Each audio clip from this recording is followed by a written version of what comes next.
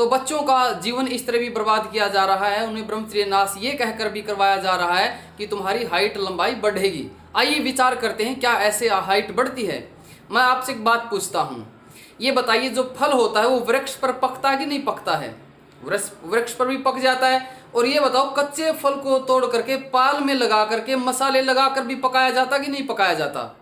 अब ये बात बताओ, आपके सामने दोनों तरह के फल हैं, आपको एक कच्चा फल बहुत जल्दी पकाया जाता है वो पसंद करोगे, या एक जो वृक्ष के ऊपर प्राकृतिक रूप से पका है वो पसंद करोगे? बताइए। तो इसलिए जो ब्रह्मचर्य नाश करते हैं उनके शरीर में जैसे फल पाल में लगने से पक जाता है, इसी तरह उनकी लंबाई बढ़ जाती है। लेकिन वो बहुत खतरनाक है, वो लंबाई स्वाभाविक रूप से भी बढ़ेगी, अपने आप बढ़ेगी, कोई दिक्कत मत मानो। और दूसरी बात और बताऊं मैं, जैसे पेड़ होता है, पेड़ की टहनी काटो, टहनी काटने के बाद जो दूसरी नई टहनी आएगी वो तेजी से बढ़ती कि नहीं बढ़ती है? बोलो, तेजी से बढ़ती है ना। और यदि उसको ना काटो तो क्या होता? धीरे धीरे बढ़ती हो। तो ठीक इसी तरह यदि आप ब्रह्मचर्य पालन करोगे तो आपका शरीर का धीरे धीरे विकास होगा, आपकी आयु लंबी होगी और एक एक अंग बिल्कुल ज्यों का त्यों अपने विकास को प्राप्त होता जाएगा। लेकिन यदि आपने ब्रह्मचर्य नाश किया, मैं मानता हूं हो सकता है आपको लगे मेरे शरीर का विकास हो गया है, लेकिन उसकी हानि कितनी भयंकर होगी उसकी आप कल्पना भी नहीं कर सकते। मेरी लंबाई 5 फुट 8 इंच है, मैंने तो नहीं किया एक बार भी, फिर मैं तो छोटा रह जाना चाहिए था।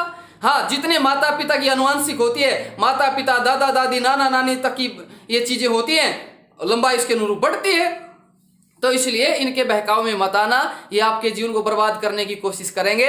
और बच्चों का ब्रह्मचर्य नाश करने के लिए दुष्ट लड़के एक और चाल चल रहे हैं। क्या कहते हैं बच्चों को?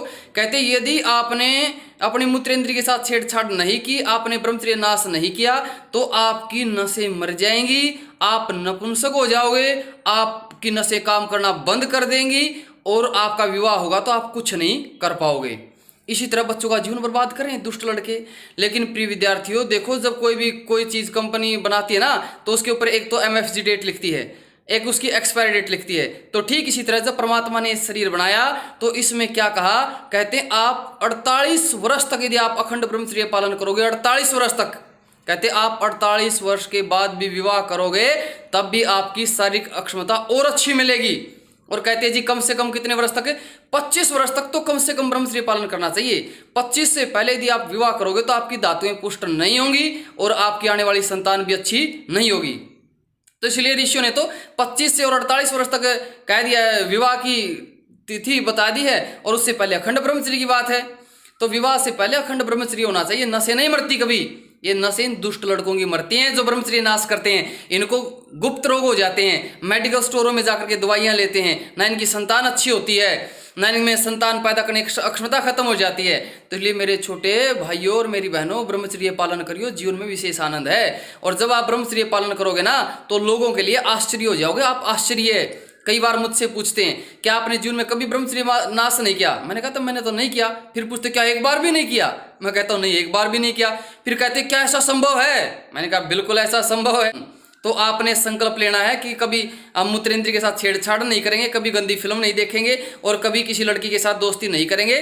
फिर देखना आपका जीवन लोगों के लिए आश्चर्य होगा। आश्चर्य, क्या ऐसा जीवन भी संभव है? फिर आप छाती ठोक कर कहोगे हाँ मैं हूं।